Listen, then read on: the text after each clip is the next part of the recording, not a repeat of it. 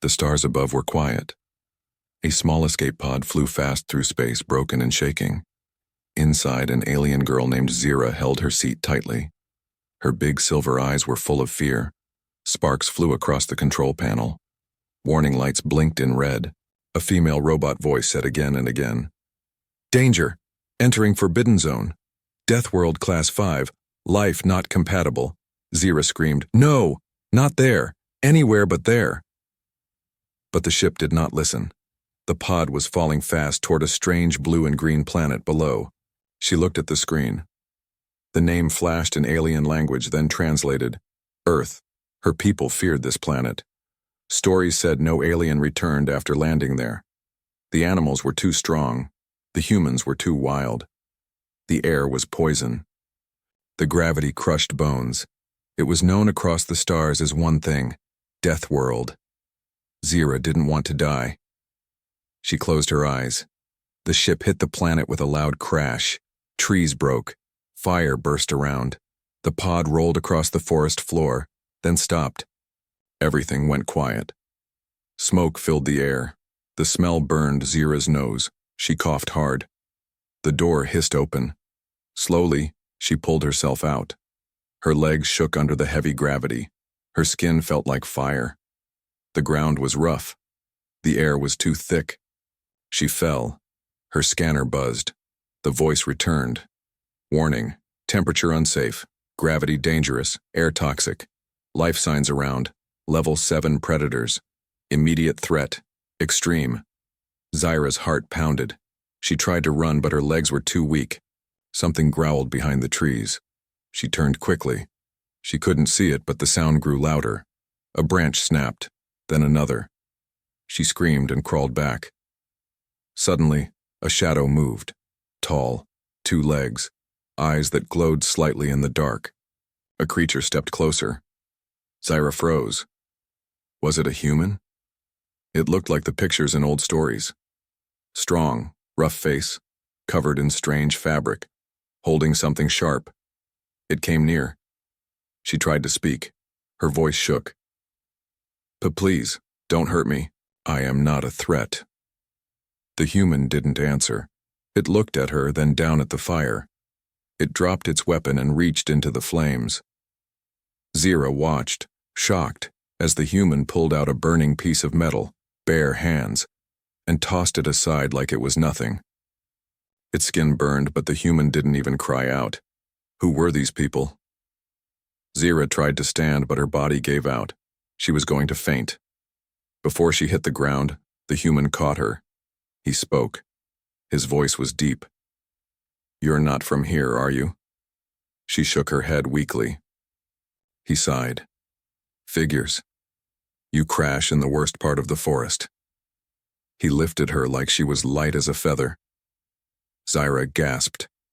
No one had ever touched her like this. The gravity here was painful for her, but not for him. His arms were strong, warm, alive. He carried her away from the crash. Trees passed fast. The sounds of wild animals echoed all around. But the human didn't stop. He moved with purpose, like this was normal for him. After some time, he reached a small wooden cabin. He kicked the door open and gently placed Zira on a soft bed made of cloth and fur. She coughed and he gave her water. Zira drank. The water felt like fire in her throat, but she was alive. He looked at her again. "Name's Ethan. You?" "Zira. From Valari." He chuckled. "Valari, huh? Never heard of it, but you look different." Zira blinked. Her mind raced with questions. Why was this human helping her? Shouldn't he be afraid? Or angry? Or curious enough to hurt her? She whispered, "Why, are you not scared of me?" Ethan smiled, tired but kind. "You crashed near me, I helped. That's just how I was raised." Outside, a loud howl broke the peace. Something large moved in the shadows. Zira trembled. "What was that?" "Wolf," Ethan said. "Big one. It's hunting." Zira shivered. She looked at him. "This world is dangerous." He nodded. "Yeah. To most folks, it's hell." To us humans, it's home. And just like that, Zyra knew. This was only the beginning of her time on Earth. She had fallen into a world that her kind feared, but maybe, just maybe, there was something more to it, or someone. She closed her eyes, and for the first time since crashing, she felt a little safe. Zyra opened her eyes slowly. Her body still ached.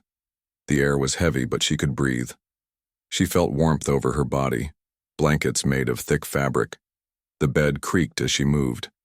She looked around the small cabin. The walls were made of wood. Strange objects filled the space: tools, wires, broken machines. A soft fire burned in the corner. The human, Ethan, was sitting near it, fixing a device with metal parts. Zyra didn't move. She just watched him. He looked different from her, kind. Rough skin, dark eyes, scars on his arms. Every move he made was sharp and strong. He didn't look soft like the Valerie. He looked like a beast in human skin, but there was something gentle in the way he worked, like he had control over his wild side. He noticed her watching. "You're awake," he said. Zyra nodded. Ethan stood up and walked over with a bowl. "Try this. Soup. Not poison. I promise." She took it carefully. The smell was strange, but not bad. She sipped. It was warm. It helped her chest feel less tight. "Your body's not made for this place," he said. "Gravity's too strong, air's too dirty. You'll get sick fast." Zyra placed the bowl down. "Why are you helping me?" He looked at her. His eyes were serious. "Because you needed help. But you don't even know me." "I don't have to," he said. "You're alone. Hurt. That's enough." Zyra didn't understand. Her people were taught that humans were monsters. Violent, dangerous, selfish, but this one didn't act like a monster. He acted like a protector. Just then, a loud crash hit the wall outside. Something big slammed against the cabin. Ethan stood fast, grabbing a metal rod. "Stay here." Zyra's eyes widened. "What is it?" He didn't answer. He opened the door and stepped outside. Zyra heard growling, then loud snapping sounds. She crawled to the window and peeked out. A huge beast stood outside. 4 legs, blood-red eyes, long teeth. It looked like a mix of a bear and a lizard. It was twice Ethan's size. She gasped. The creature roared and lunged forward, but Ethan didn't run. He raised the rod and struck its side. The beast stumbled back, then came again. Ethan rolled aside, grabbed a burning stick from the fire, and stabbed the creature's eye. It screamed and ran off into the woods. Zyra was shaking. Ethan came back in, bleeding from his leg. "Damn thing bit me." Zyra ran to help him. "Why didn't you run?" He sat down. "If I ran, it would have..." "Come inside. You're not ready to fight yet." She tore a piece of cloth from her dress and tied it around his leg. "You protected me." He smiled. "That's twice now." She looked at him closely. His face was rough, dirty. His hands were scarred.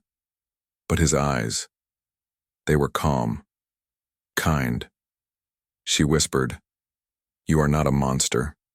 He raised an eyebrow. "Excuse me, my people.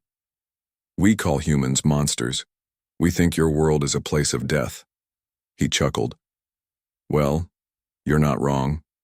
Earth is dangerous, but not everything here is bad." She nodded slowly. "I see that now."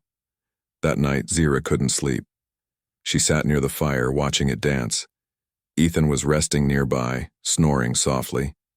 She thought about her home, far away in the stars, about how scared she was when she crashed, and how this strange human, this so-called monster, had saved her twice. She looked at him again. Maybe humans were monsters, but they were monsters who could choose to be kind. A quiet voice broke the silence. "You okay?" She turned. Ethan wasn't asleep anymore. "Yes," she said softly. "Just thinking." He sat up. "You'll have more thinking to do tomorrow." "Why?" "Because your crash sent out a signal," he said. Other humans will come looking, and not all of them are like me. Zira's heart sank. What will they do if they find me? They'll capture you, Ethan said simply. Maybe study you, maybe worse. Zira felt cold. Ethan stood and tossed another log on the fire. Don't worry, I'll keep you safe. But we can't stay here long. She stared at him. Why are you risking so much for me? He gave her a tired smile. Because you remind me what it means to be human. And with that, Zira realized something even more shocking than Earth's danger. She had trusted a human, and for the first time in her life, she didn't regret it. The forest was quiet, but it was not safe. Zira sat beside Ethan in the early morning light. Her skin had turned a strange color, pale blue with gray patches. The air on Earth still hurt her lungs.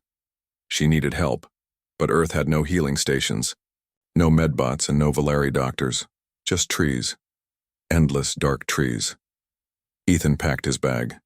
He moved fast but carefully. We leave before sunrise, he said. Too many eyes at night. Zira struggled to stand. Where are we going? North, he said. There's an old science shelter near the edge of the forest. Maybe we'll find parts to build a signal jammer. Your crash lit up the sky. Satellites, drones, patrol, they'll come. Zira touched her chest. Her breathing was worse now. What happens if they find me? They'll tag you. Maybe cut you open. Maybe send you to some black site. Or maybe they'll kill you. His voice was cold, real. No lies. No soft words. Zira's hands trembled. Your people are cruel. Ethan shrugged. Some are. Most just follow orders. That's the real danger. They walked into the forest. The sky above was gray. Fog covered the ground. The trees creaked in the wind. Every sound made Zira jump. A snap of a twig, a distant howl, the flap of dark wings overhead. Zira whispered, "This place feels alive and angry." Ethan didn't look back. That's because it is. Earth's wild. You don't control it, you survive it. Her legs were slow. The heavy gravity dragged her down. She stumbled, fell, and Ethan helped her up again.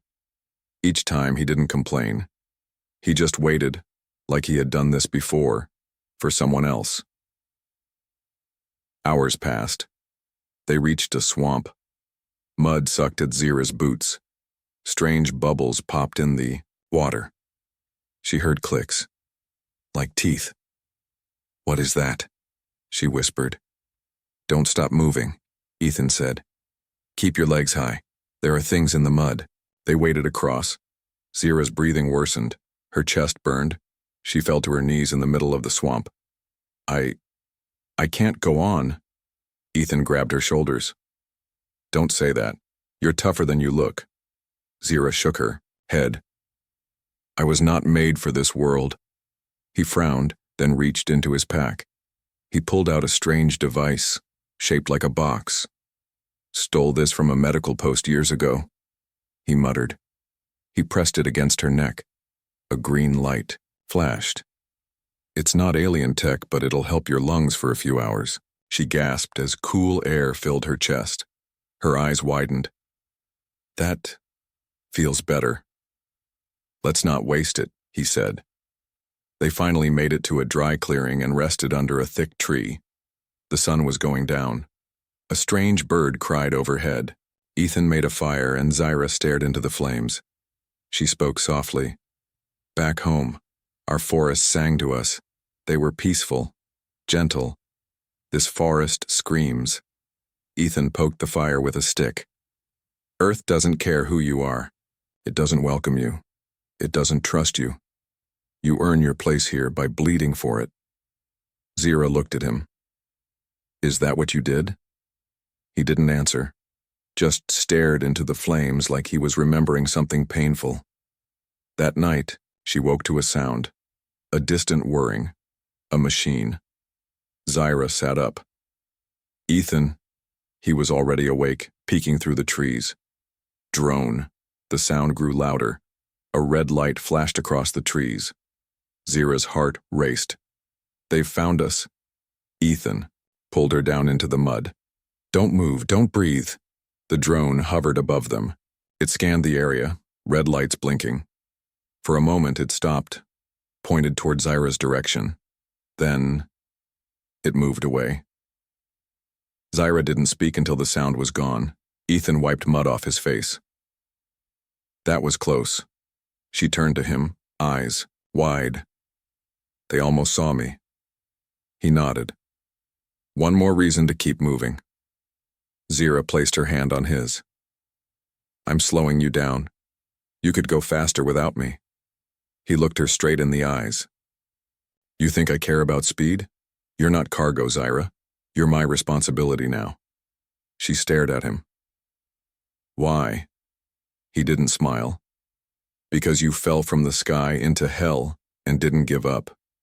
That matters. They didn't sleep.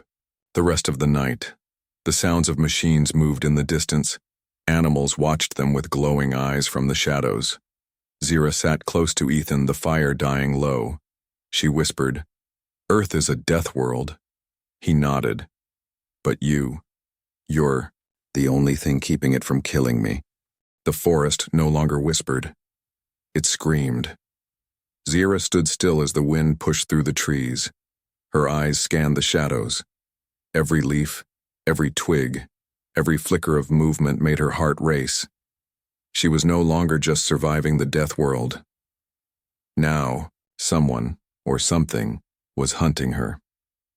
Ethan crouched low beside her, motionless, his eyes sharp and focused like a predator. They've deployed trackers, he said in a low voice. Not just drones anymore, they've sent actual men.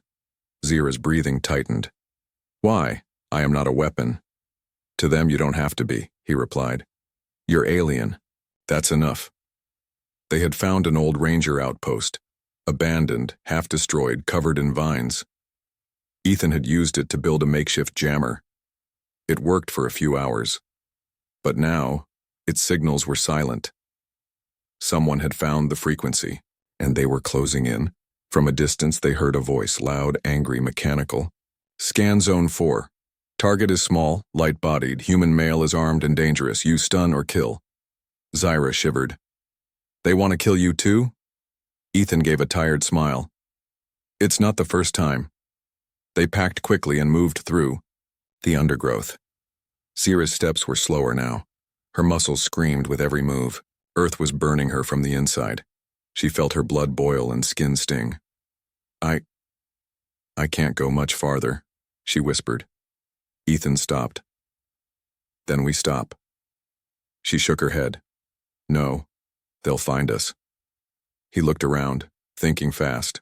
There's a cave nearby, deep cold, full of bats and probably worse, but it's off-grid. Zyra nodded, teeth clenched. Then lead the way. They reached the cave just before sunset. It was dark inside, pitch black, like a mouth waiting to swallow them whole. Ethan lit a small torch. The light danced on rough rock walls, old bones, and dripping water. Zyra hesitated. This place feels wrong. Ethan didn't deny it. It is. But it's also invisible. They moved deep inside.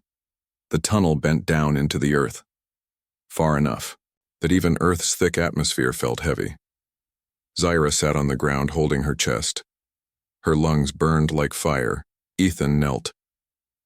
Let me see. He pulled out a cracked medical scanner and ran it across her chest.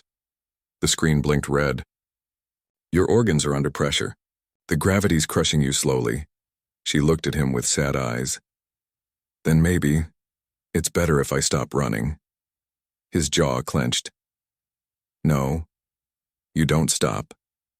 Not now. Zyra was silent for a long time. Then she whispered, Back home, I was always told humans were dangerous, unstable. I believed it. He raised an eyebrow. And now?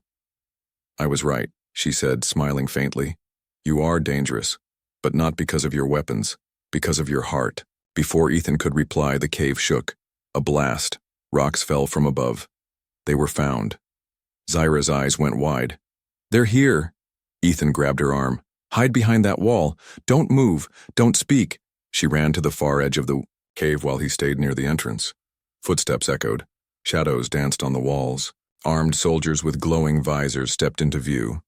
One raised a weapon. Subject located. Human male is covering. Authorization to shoot. Ethan raised his arms slowly. She's not a threat. You want me? Take me. The soldier didn't. Wait! He fired. Zyra screamed. Ethan dropped. A red spark hit his shoulder. Smoke rose from the burn. Another soldier stepped forward. Secure the alien. Sedate if needed. Zyra ran out, eyes full of rage and panic. No, leave him. One soldier grabbed her by the arm. Another aimed a dart. But before it could fire, Ethan, wounded and weak, threw a rock at the man's head. It hit hard. The dart misfired, bouncing off the wall. He growled, "Run, Zyra, run!" She didn't. She picked up the torch, swung it wildly, and struck the soldier in the leg. The fire caught his uniform. He screamed. The others turned, distracted. Ethan pulled her behind a stone wall. They breathed hard. "We're not safe," she gasped. "No," Ethan said, coughing blood. "But you're still free." Suddenly, a rumble echoed from deep inside the cave. The ceiling began to collapse. The cave was unstable. Zyra pulled Ethan. "We have to move." The two of them stumbled toward a hidden back exit, crawling over sharp stone and through narrow holes. The sound of the cave collapsing grew louder, behind them. At the end of the tunnel, they burst into the night air. They were covered in dirt, cuts, bruises, but alive. Zyra held Ethan close. His eyes were heavy, his wound bleeding. "You saved me," she whispered. "Had to," he replied faintly. "You're the only thing on this planet that makes sense." Zyra looked back at the cave. The soldiers were gone, buried or retreated. But she knew. This was not the end. This was just the beginning of the hunt. The stars were hidden behind clouds. Zyra sat beside a dying campfire, wrapped in a torn human jacket too big for her thin shoulders. Her skin was cold, her body weak, and her heart heavier than it had ever been. She looked at Ethan, unconscious, pale, his shoulder wrapped in dirty bandages. The wound was deep. The blood had stopped, but the fever had started. They were deep in the mountain forest now, far from cities, far from drones, but also far from help. Zyra looked up at the sky. Her people feared this world. And now, she understood why. Earth wasn't just a death world because of its beasts, poison plants, or brutal storms. It was a death world because it didn't care. This planet did not show mercy, yet one human had. Ethan had fought for her, bled for her, lied to his own kind for her. Now he was fading, and she didn't know how to save him. She stood up slowly, her legs shaking under Earth's heavy pull. Every step felt like lifting rocks, but she had no choice. She picked up the broken scanner and tried to repair it, her trembling fingers barely able to hold the wires. If she could get a signal, just one, she might find a human camp or abandoned outpost. But the scanner blinked red. The battery was dying. The tools were rusted. She wanted to scream. "I hate this world," she whispered, tears in her eyes. "It's trying to kill us both." She threw the scanner against a rock. It shattered. She dropped to her knees, hopeless. Then, she remembered his voice. "You don't stop. Not now." Zyra stood again. She didn't have a scanner, but she had legs, and she had purpose. She whispered, "You saved me. Now it's my turn." It took hours. Zyra walked through the trees, pushing, through pain, mud, and freezing wind. She fell. She got up. She fell again. Blood ran from her palms where thorns cut her, but she kept going. She searched for signs of human presence, anything. Then, a smell. Metal fuel and something warm. Smoke. Zyra followed it through thick branches and found a small, broken cabin. Abandoned, half-roofed, but inside she found a metal locker, old, sealed.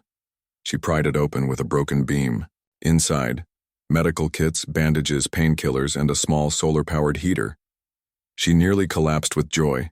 She ran back with all the strength left in her, arms full. When she returned, Ethan was still breathing, barely. She opened the medical kit and read the human symbols. She didn't know all the words, but pictures helped. She cleaned the wound, gave him the painkiller, and wrapped him with fresh cloth. Then she lit the solar heater. Warmth returned to the air. Color returned to Ethan's face.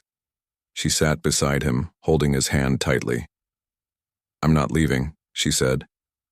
"You didn't leave me, so I won't leave you." By morning, he opened his eyes. "Zira?" She turned fast. "You're awake." He smiled weakly. "Thought I was dreaming. You, shouting at fire, covered in mud." She laughed, then cried. "You idiot," she whispered.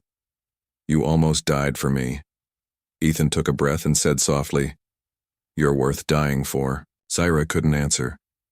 Her heart was full of something strange.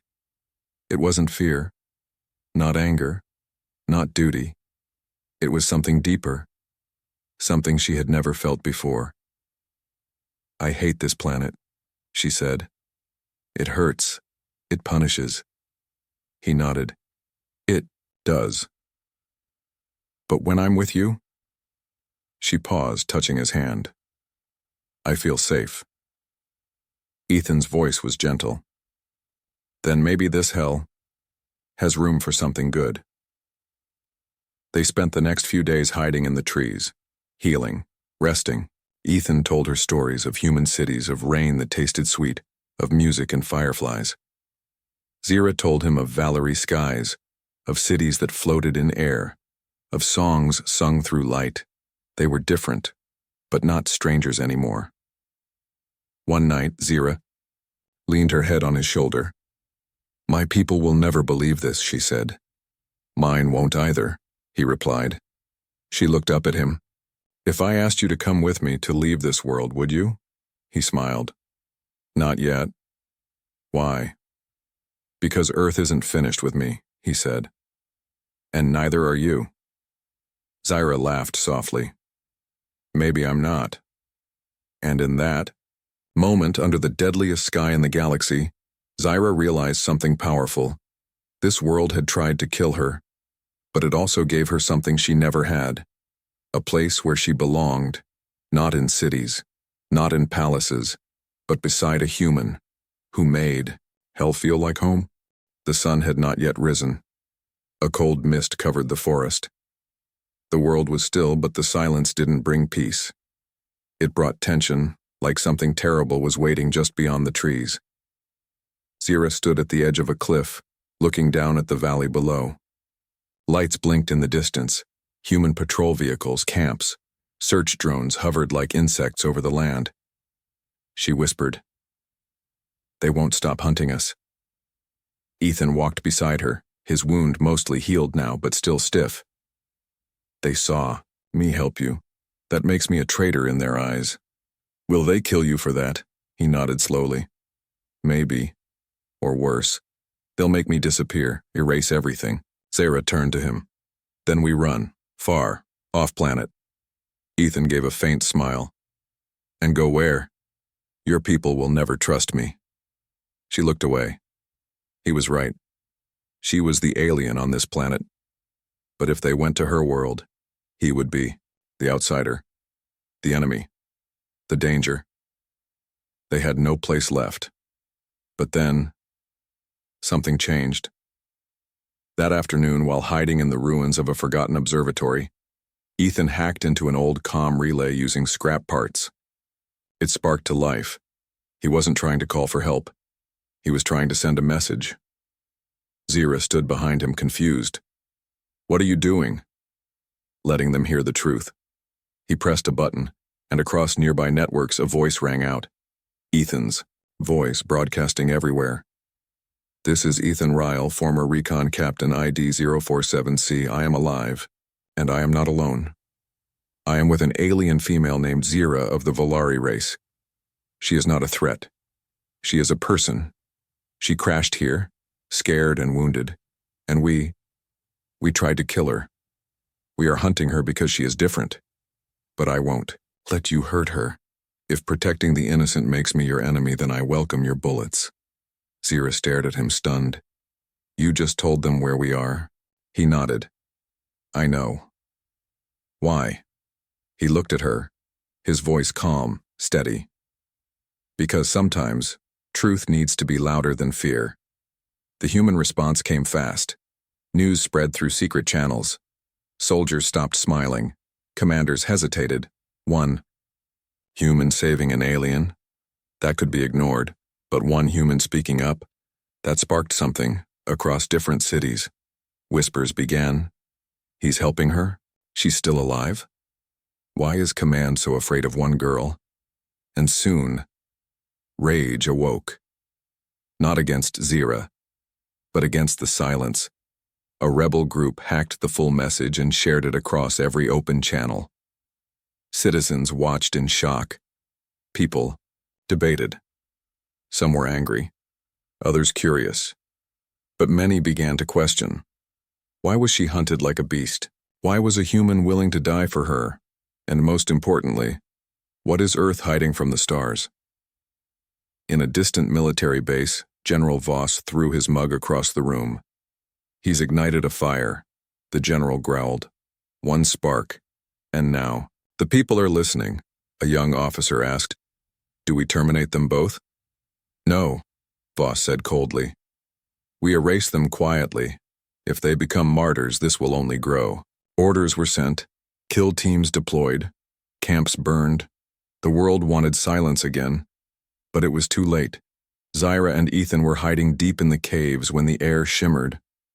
A hologram appeared, an old soldier, scarred and tired. Ethan, he said, you don't know me, but I served under your father. He was a good man, brave. You have his fire. Ethan tensed. What is this? I saw your message. We can't help openly, but we're with you. Sending supplies, smugglers, old contacts. You'll be safe soon. The image faded. Zira touched Ethan's arm. Your people, they're rising. He smiled. Some of them. And that's all we need. The next day, while hiding in a junkyard, Zira found a child, human, crying behind a metal bin. She walked toward him slowly. The boy looked up, scared. Zira reached out her hand. I won't hurt you. The boy stared, then took her hand. Ethan watched from a distance, his eyes soft. That night, the boy's parents returned. They didn't scream, they didn't run. They said, thank you. The next day, more people came, quietly, carefully, bringing food, water, maps. A wave had started. One human's love broke the silence. Now the world began to speak. But peace never comes easy on a Deathworld. A gunshot cracked through the trees. Zira fell, blood on her shoulder. Ethan turned, roaring like a beast, and shot back at the soldier hiding behind the rocks. He ran to her side. No, no, no, stay with me, Zira. Her hand shook. I'm okay, I think. But Ethan knew this world. This shot wasn't the last. They were getting closer. Earth wasn't done fighting, but neither were they. And now, they weren't alone. The Earth was quiet after the gunfire. Zira lay in Ethan's arms, her blood warm against the cold ground. Her eyes blinked slowly, her breath shallow. Above her, the night sky was full of stars, but they felt far away, like a memory she could no longer reach. Stay with me, Ethan whispered. His hands pressed on her wound. Zira, don't you dare close your eyes. She tried to speak. Her voice was weak. I'm sorry. No, he said, his voice breaking. You don't apologize. You survived fire, mud, hunters, everything this world threw at you. You don't give up now. Footsteps approached from the shadows. More soldiers, more danger. Ethan stood slowly, placing his body in front of hers. He raised his hands. I won't let you take her. A voice answered. We're not here to take anyone. Ethan froze. Several figures stepped forward, but they weren't in military uniform. They wore old gear, mixed parts, rebellion colors. Some looked like engineers, others farmers. but all had the same look in their eyes, defiance. One woman stepped forward. "You don't know me, but I watched your broadcast." My daughter cried when she saw Zira's face. She said, "She looks scared like me." She knelt beside Zira and opened a bag. Medical supplies. Real ones. Clean. Advanced. "We're here to help," Zira whispered. "Humans are strange." Ethan smiled, tears in his eyes. "Yeah, but some of us are worth the trouble." They moved Zira to an old underground shelter, once a bunker, now a safe zone. Over the next 2 days, humans arrived one by one. Not soldiers, not leaders, people, a truck driver, a nurse, a teenager with hacking gear, an old scientist who once worked on alien tech but quit when he saw what they used it for. Together they treated Zira. They fed her. They sat with her. They listened. And most of all, they chose her. Not as a threat, but as someone worth saving. Zira healed slowly. Her strength returned. But her heart still carried weight. She stood in the shelter's hallway watching videos on an old monitor. Her own face now spread across networks. Some called her a hero. Some called her a virus. But none could ignore her anymore. Ethan walked up behind her. "You've become a symbol." She shook her head. "I didn't ask for that." "You didn't need to," he said softly. "People are done being silent." Zira turned. "Even if they stop the hunters, what happens next? Will the galaxy ever see Earth differently?" He looked at her. "Only if you show them." And she did. A smuggler ship came weeks later. An old rust bucket with cloaking fields and illegal clearance. Zira stepped onto it, her hand tightly gripping Ethan's. The rebels gave them maps, codes, protection. "You'll need to testify before the Galactic Council," one woman said. "Show them who you are, who we are." Ethan nodded. "She won't go alone." The ship lifted off. For the first time in her life, Zira left Earth's gravity without fear. She wasn't escaping anymore. She was returning with truth. At the Galactic Council, silence filled the air. Leaders from hundreds of planets sat in a massive dome, eyes on the strange pair who stood at the center. One human, one Valari. A few whispered. Some laughed, but most watched in stillness. Zira took a breath, then spoke.